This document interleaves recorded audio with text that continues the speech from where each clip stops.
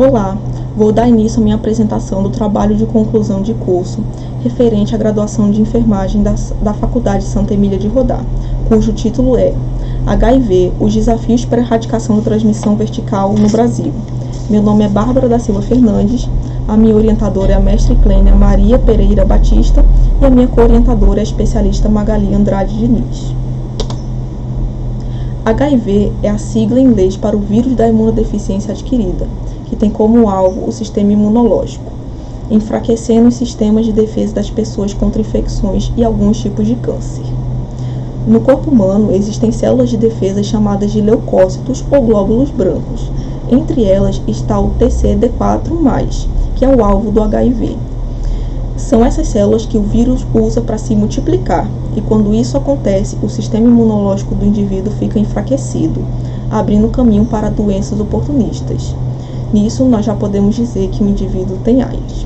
A AIDS, que é a sigla em inglês para Síndrome da Imunodeficiência Adquirida, e é o estágio mais avançado da doença causada pelo HIV. Os primeiros casos de HIV surgiram no começo da década de 80. Desde então, mais de 74,9 milhões de pessoas foram infectadas pelo HIV até o ano de 2018. Formas de transmissão do HIV. O HIV é uma IST, ou seja, uma infecção sexualmente transmissível. Isso quer dizer que você tendo contato com sêmen ou secreções vaginais, você pode contrair HIV. Mas essa não é a única maneira de se contrair HIV. Existem outras duas formas, que é tendo contato com sangue infectado ou leite materno, e a MTCT, que é a sigla em inglês para transmissão de mãe para filho, ou como é mais popularmente conhecida, transmissão vertical. Essa tabela aqui mostra os tipos de exposição sexuais e não sexuais a cada 10.000 exposições, sem considerar fatores que podem aumentar ou diminuir o risco de exposição, como, por exemplo, preservativos masculinos, o uso de PrEP, o uso de terapia antirretroviral, as circuncisões masculinas. E aqui nós temos as populações-chave.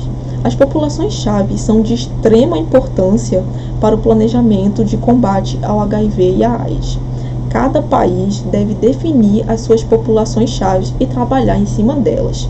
Essas 5 que eu coloquei como exemplo aqui foram as que a OMS dá como exemplo de populações-chave, que são gays e homens que fazem sexo com outros homens, pessoas transexuais, pessoas em prisões ou instituições fechadas, profissionais do sexo e seus clientes e usuários de drogas.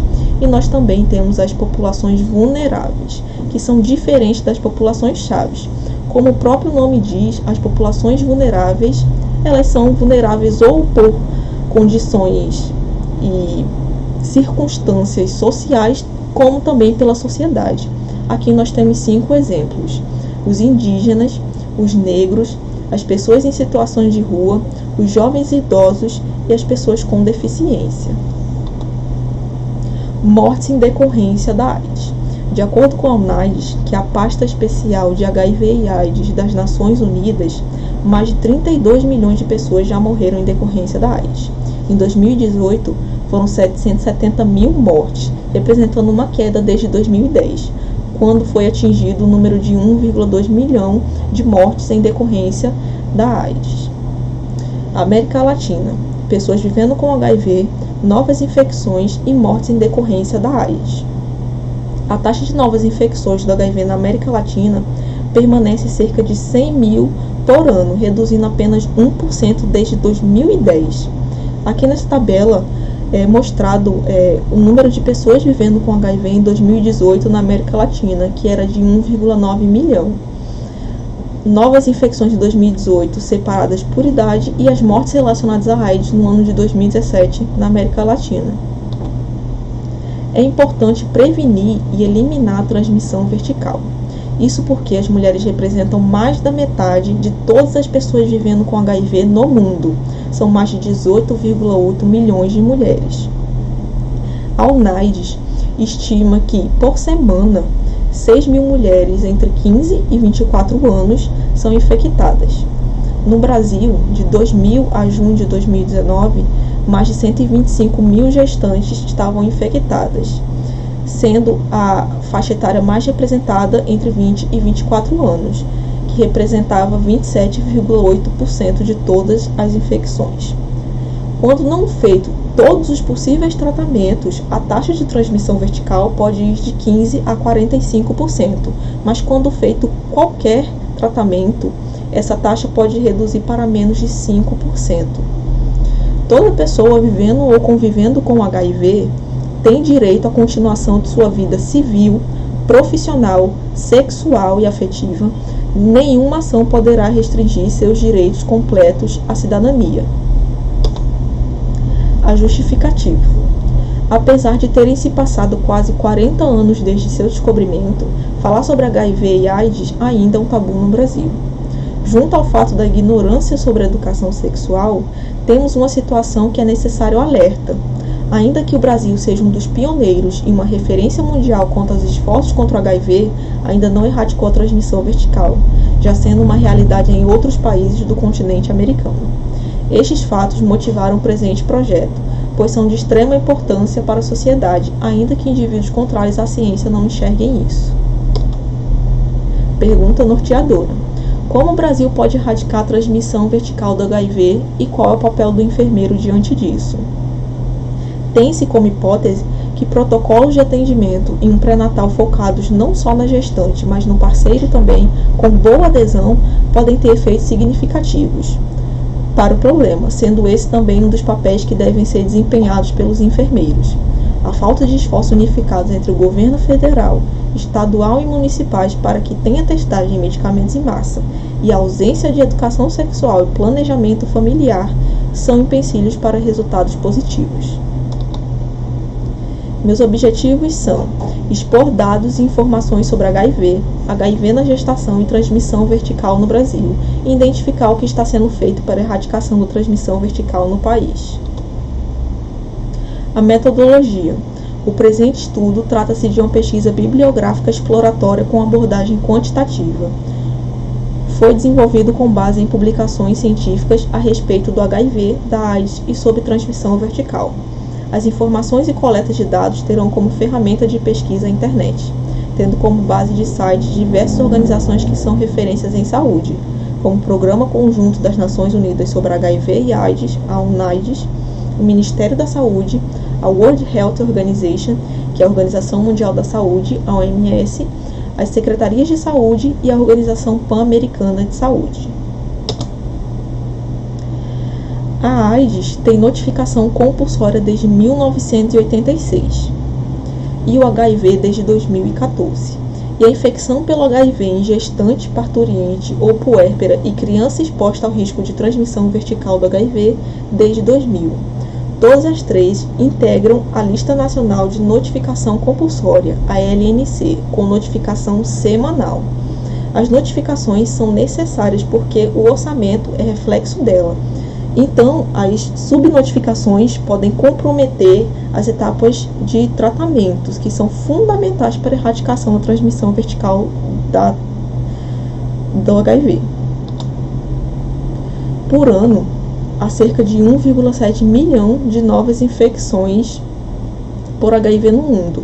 Isso representa uma queda de 16% comparado com 2010.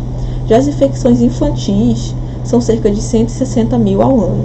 Essa tabela mostra todas as pessoas vivendo com HIV em 2018, separadas por adultos e crianças menores de 15 anos. Temos a prevenção combinada. A prevenção combinada é um termo guarda-chuva que engloba várias ações de combate ao HIV e à AIDS. Não existe hierarquia, todas as ações presentes nelas são extremamente importantes e igualmente importantes. A primeira delas é a testagem, que é totalmente voluntária e deve conter as 5 recomendações da Organização Mundial da Saúde, que são consentimento, confidencialidade, aconselhamento, resultado correto e um encaminhamento para os serviços caso o resultado dê positivo. No Brasil, nós temos 2 tipos de testes, os laboratoriais e os testes rápidos, cujo resultado sai em até 30 minutos.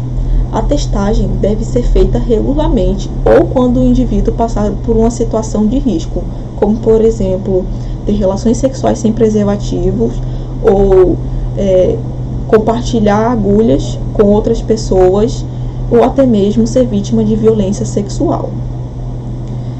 Nós temos também a redução de danos, que ela é uma ação mais voltada para usuários de drogas, para evitar que sejam compartilhados seringas. Também temos a PrEP, que é a profilaxia pré-exposição, que é um método relativamente novo e se resume na administração diária de antirretrovirais. Ele é indicado para pessoas que ou estão nas populações-chave ou nas pessoas que são soronegativos, mas estão em relacionamento com pessoas soropositivas, que é chamado de casais sorodiscordantes. A eficácia da PrEP é de mais de 95%. Mas também temos a PEP, que é a profilaxia pós-exposição, que, diferente da PrEP, não é contínua. O indivíduo, dentro de 72 horas, após ter passado por alguma situação de risco, deve tomar um antirretroviral por 28 dias. Também temos a TAV, que é a terapia antirretroviral, que ela tanto pode ser utilizada para o tratamento do HIV, né, para reduzir a carga viral, quanto para a prevenção da AIDS, impedindo que o vírus se multiplique dentro do corpo do indivíduo. Para casais sorodiscordantes, o risco pode diminuir em até 96%. Pessoas vivendo com HIV em terapia antirretroviral. Aqui nós temos as pessoas vivendo com HIV em TAV separados em adultos, crianças e gestantes. Os adultos, que são os maiores de 15 anos, 38% não tinha acesso à TAV e 62% tinha acesso à TAV. As crianças, que são os menores de 15 anos, 46% não tinha acesso à TAV e 54% tinha acesso à TAV. E das gestantes, 18% não tinha acesso à TAV e 82% tem acesso à TAV. 40 anos da epidemia do HIV e da AIDS no Brasil. Segundo o boletim epidemiológico de HIV e AIDS, no Brasil, no período de 10 anos, foram notificados 284.569 infecções por HIV. Já os casos notificados de AIDS dos últimos 19 anos chegam a 756.586. Os casos notificados de HIV separados por sexo demonstram a necessidade de descentralizar a figura da mulher no combate à transmissão vertical do HIV. Os casos notificados mostram que, apesar dos dados das mulheres também estarem crescentes, os dos homens são muito maiores. Então é preciso descentralizar a figura da mulher nesse combate de transmissão vertical do HIV. Isso porque, durante todos esses anos, o processo de planejamento familiar era focado apenas na mulher, tal como todo o processo de gestação, como todo o pré-natal e as testagens, todos os exames que são feitos nele.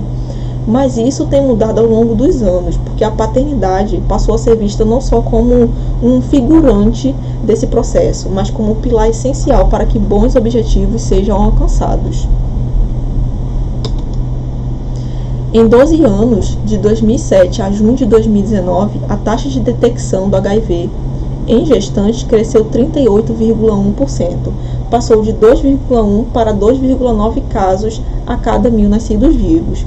O Ministério da Saúde implica que esse aumento pode significar um aumento maior das testagens, ou seja, nas taxas de detecção. No Brasil, os casos notificados de gestantes com HIV estão em sua maioria dentro da faixa etária de 20 a 29 anos, que é uma faixa etária reprodutiva. Os casos notificados no SINAM de gestantes com HIV separados por escolaridade e etnia, conforme o boletim epidemiológico de HIV/AIDS de 2000 a junho de 2019. Aqui nesse primeiro nós podemos observar que as gestantes separadas por escolaridade, a grande maioria, 40,80%, possui fundamental incompleto. Isso aponta para uma feminização da pobreza. Por quê? Essas mulheres que não têm escolaridade não são de classes sociais altas, são pessoas pobres. E isso coloca a educação como um fator essencial de combate ao HIV e à AIDS. Já Quanto à etnia, é preciso a gente avaliar os dados anuais e os dados totais. Porque, como por exemplo, podemos ver aqui nos dados totais, a etnia mais prejudicada, com mais gestantes com HIV, são as mulheres brancas, representando 40,20%, de todos os casos. Mas quando observado os dados anuais, né, das gestantes, das etnias, nós podemos observar que a população parda tem uma crescente a partir de 2012, inclusive superando as mulheres brancas. Já as mulheres pretas variam, alguns anos crescem e alguns anos decaem. Isso levanta um debate sobre a coleta, sobre como são coletados os dados de etnia, se ela é feita de forma autodeclarativa ou se ela é feita pelos profissionais de saúde. E ambas há problemas, porque o nosso país é muito miscigenado e os entendimentos ainda sobre etnia são muito conturbados. A gestante que tem o HIV pode passar o vírus para o seu filho durante a gestação, quando o bebê recebe tudo da mãe, através da placenta, e na hora do parto, quando há contato com o sangue e as secreções da mãe e na amamentação, pois o leite materno de uma mãe soropositiva também contém o HIV. Essa é a chamada transmissão vertical. O Ministério da Saúde diz que 35% de chance da transmissão vertical acontecer durante a gestação, 65% no periparto, que é o trabalho de parto mais o parto, e de 7 a 22% na amamentação. Casos de AIDS em crianças menores de 5 anos são usados como indicador de transmissão vertical. Essa tabela aqui ao lado são os números de crianças menores de 5 anos infectadas já com AIDS, né? Os números são decrescentes e isso é usado como indicador para a transmissão vertical. A transmissão vertical também é a principal fonte de contaminação para crianças menores de 13 anos, representando 88% de todas as contaminações para menores de 13 anos. Cuba é o país pioneiro se tratando da erradicação da transmissão vertical. Ainda em 2015, Cuba conseguiu erradicar, foi o primeiro país a erradicar a transmissão vertical do HIV, mesmo sob embargo. A OMS considera a erradicação quando seguidos pelo menos os indicadores de impacto e os indicadores de processo. Os indicadores de impacto são os casos abaixo de 50 a cada 100 mil nascidos vivos, isso por um ano.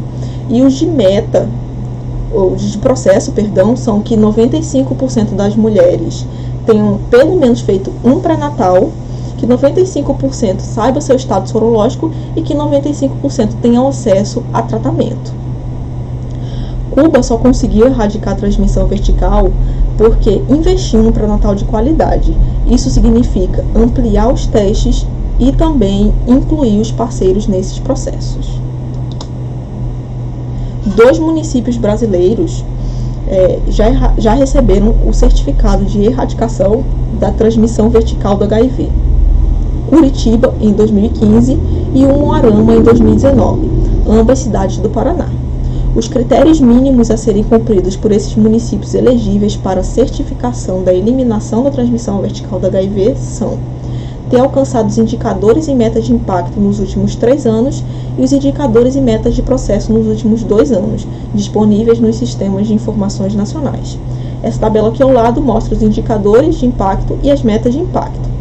A taxa de incidência de novas infecções de HIV em criança por ano de nascimento. Esse é o primeiro indicador de impacto e a meta para ele é menor ou igual a 0,3 nos últimos 3 anos.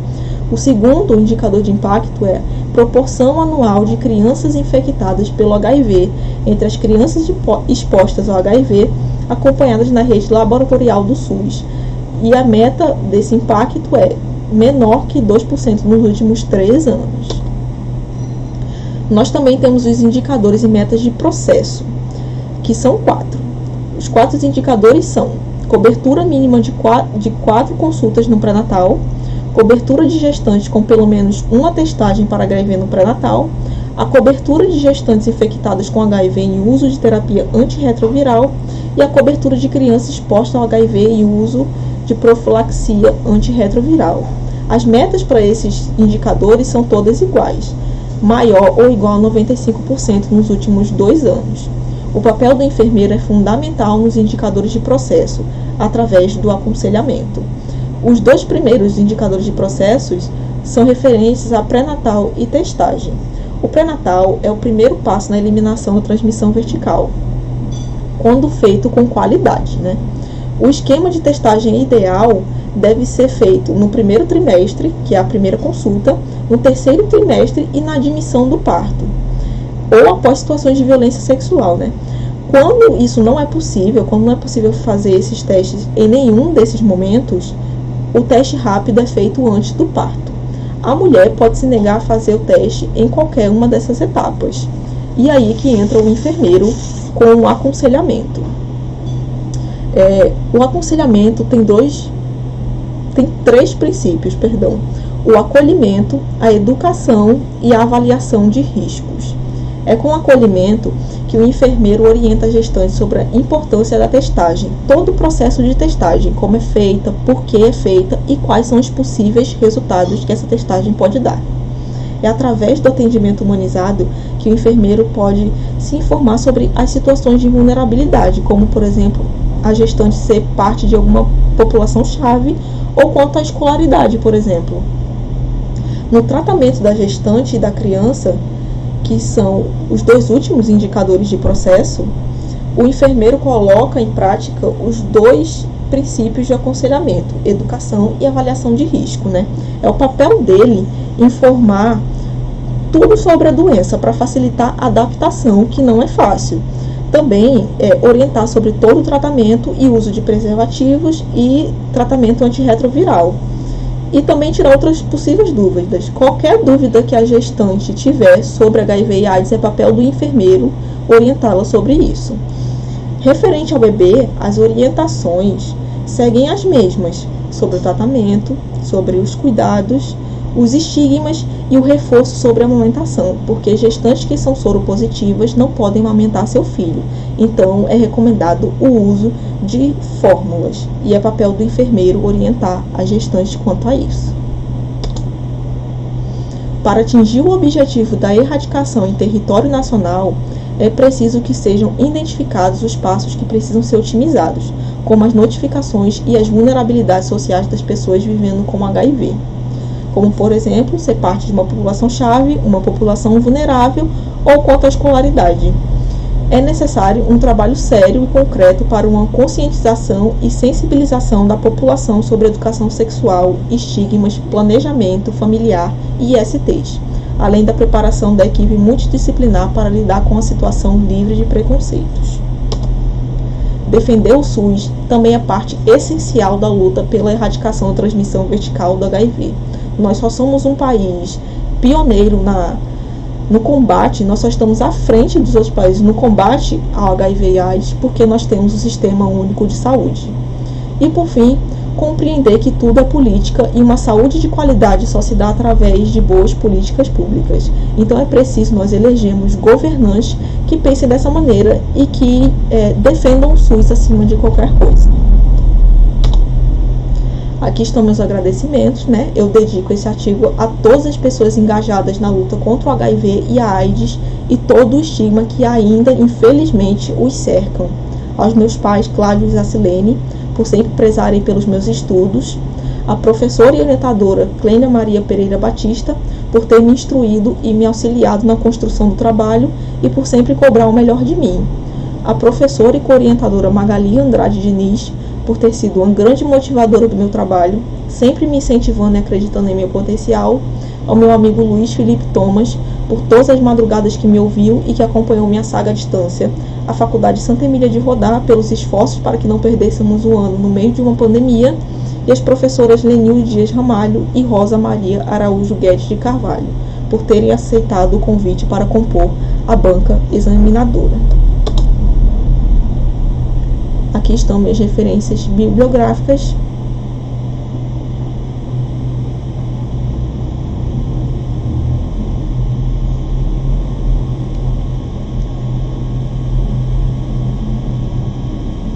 E Muito obrigado por terem assistido o meu TCC.